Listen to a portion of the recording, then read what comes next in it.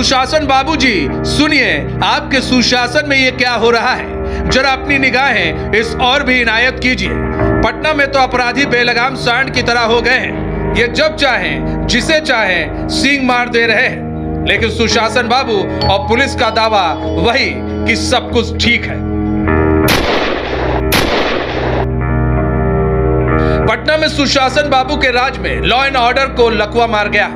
आए दिन चोरी, डकैती, हत्या और छिनैती की घटना आम हो चली है। जहां एक और सरकार और प्रशासन ये कहते नहीं थकता कि पटना में सब ऑल इज वेल है, वहीं बदमाश किसी ना किसी घटना को अंजाम देकर सरकार और प्रशासन के दावों पर दाग लगा रहे हैं। बदमाशों के हौसले तो अब इतने बुलंद हैं कि अब इन्हें रात के अंधेरे का इंतजार नहीं रहता, दिन दहाड़े ही बदमाश घटनाओं को अंजाम दे रहे हैं। ये हम नहीं कह रहे, बल्कि बिहार से लगातार आ रही अपराध की तस्वीर कह रही है।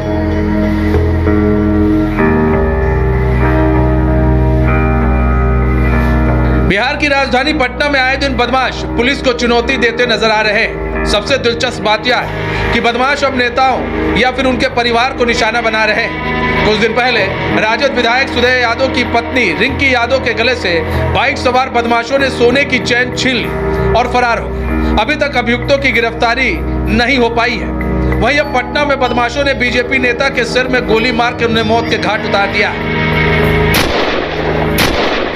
दरअसल पटना सिटी के रहने वाले बीजेपी नेता श्याम सुंदर उर्फ मुन्ना शर्मा के बेटे का रविवार की रात एक मैरिज हॉल में छेका था। इसमें कई रिश्तेदार भी आए थे। कुछ रिश्तेदारों को छोड़ना था तो मुन्ना शर्मा सोमवार तड़के ऑटो के लिए मंगल तालाब के पास गए थे।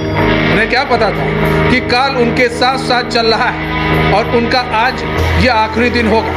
घटना सुबह 4 बजे के आसपास की बताई जा रही है। श्याम सुंदर मनोज कमलिया गेट के पास पहुंचे ही थे कि बाइक सवार बदमाशों ने उनके गर्दन से चैन छीन और मोबाइल छीना और सिर में गोली मार दी। वहीं दूसरा अपराधी चाकू से लगातार वार करता रहा, जिससे उनकी मौत हो गई। कभी मजबूती से लॉ एंड ऑर्डर पर एनडीए का पक्ष रखने वाले श्याम सुंदर को क्या पता था कि सुशासन बाबू के लकवा मार चुके लॉ एंड ऑर्डर का शिकार वह खुद हो जाएंगे।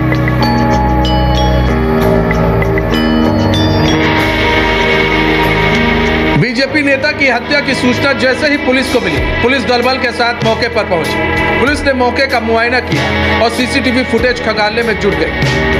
मुन्ना शर्मा नाम के लड़के जो मंगल तालाब के रहने वाले हैं, वो अपने परिजनों के लिए ऑटो बुक करने के लिए सुबह घर से निकले थे और आके यहीं पे इंतजार कर रहे थे सड़क किनारे बैठ के पेमेंट पे। इसी दौरान 3 लोग एक मोटरसाइकिल पे आके उनके पास मोटरसाइकिल रोकते हैं और कुछ देर बहस होने के बाद उनको गोली मार देते हैं, जिसकी वजह से उनकी मृत्यु हो गई। इसके बाद कुछ जगह मीडिया में तेरी बात आई कि उनकी जो है गोली मारने की वजह से जो छीन फोड़ के दौरान छिनतई की घटना की वजह से, जो कि सत्य नहीं है। फुटेज देखने से स्पष्ट है कि उनके पास आकर गाड़ी रोकी गई है, वो बैठे हुए थे, जिससे प्रथम दृष्टया स्पष्ट लग रहा है कि ये उनको टारगेट किया गया था। उनका एक पैटर्न भी था कि सुबह प्रतिदिन अर्ली मॉर्निंग टहलने के लिए निकलते थे। शायद हत्यारों द्वारा इस बात का फायदा उठा के उनको टारगेट किया गया। बीजेपी नेता की हत्या के बाद बिहार में इसे लेकर सियासत भी तेज हो गई है, जहां आरजेडी ने इस हत्या को लेकर कहा है कि बिहार में जंगल राज आ गया है। डबल इंजन की सरकार में सत्ता पक्ष के नेता भी सुरक्षित नहीं है तो आम जनता की सुरक्षा भगवान भरोसे है। बिहार में इस डबल इंजन की एनडीए सरकार में अपराधियों का बहार है और जिस तरह से आज सुबह सवेरे ही पटना सिटी में राजधानी में एक भाजपा नेता की गोली मारकर हत्या कर दी गई। लगातार हत्याओं का दौर जारी है। अपराधियों का मनोबल इस कदर बढ़ा हुआ है, कब कौन कहां किसे गोली मार दे इसका पता नहीं है। जब सत्ताधारी दल के नेता सुरक्षित नहीं हैं तो आम लोग तो भगवान भरोसे हैं। ये महा अपराधी राज कायम हो गया है बिहार में। सुशासन को गोलियों से तार तार किया जा रहा है, छलनी किया जा रहा है अपराधियों के द्वारा। वहीं बिहार सरकार के मंत्री और बीजेपी के वरिष्ठ नेता संतोष कुमार सिंह ने वही रटा रटाया बयान दिया जो हत्या के बाद सत्ता पक्ष की तरफ से दिया जाता है। मंत्री जी ने दुख व्यक्त करते हुए कहा कि चैनल के माध्यम से हमें सूचना मिली है, यह बहुत ही दुखद घटना है। अपराधी जो भी होंगे वह जेल के सलाखों के पीछे जाएंगे। के चैनल के माध्यम से कि एक मेरे कार्यकर्ता का किसी ने हत्या कर दिया है, पुलिस अपना काम कर रही है। जल्दी 24 घंटे के अंदर हम लोग डिटेक्ट करेंगे और उसको सलाखों के अंदर डालेंगे और जो विधि सम्मत कार्रवाई होगी, कड़ी से कड़ी कार्रवाई होगी, उसको हम लोग सजा दिलवाएंगे।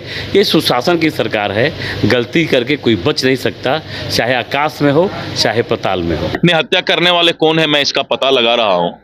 अभी पुलिस उसी पर लगी हुई है। बार बार हत्यारे किसी न किसी विपक्ष के ही नजदीकी निकल जाते हैं। आखिर चैन छीनने वाले कौन थे, अभी बताएंगे, शाम तक सब पता लग जाएगा। सर, सुधाकर सिंह ने है अब सरकार पर है निशाना साधा है। उन्होंने कहा है कि सरकार के इशारे पर है, उनको परेशान किया जा रहा है। जो थाना प्रभारी है उनकी बात नहीं सुन रहे हैं और जान से मारने सरकार किसी को परेशान नहीं करती है, कानून का राज है। बीजेपी और जदयू के भी नेता कभी कभी बोलते हैं कि मेरा बात पदाधिकारी नहीं मानते हैं। पदाधिकारी उसी का बात मानेंगे जो सच्चाई होगा, चाहे वो सरकार के आदमी हो चाहे विपक्ष के आदमी। कुल मिलाकर पटना में बेलगाम अपराधियों पर नकेल कब कसेगी ये तो नहीं पता, लेकिन जिस तरह से बिहार में लॉ एंड ऑर्डर की धज्जियां बदमाश उड़ा रहे हैं, उससे तो साफ है कि बदमाशों को ना तो सरकार का डर है ना तो पुलिस प्रशासन का। बदमाश तो पुलिस को ठेंगा दिखाकर लगातार अपराध को अंजाम दे रहे हैं। न्यूज़ बाइस्कोप के लिए पटना से चंदन की और पटना सिटी से उमेश चौबे की रिपोर्ट।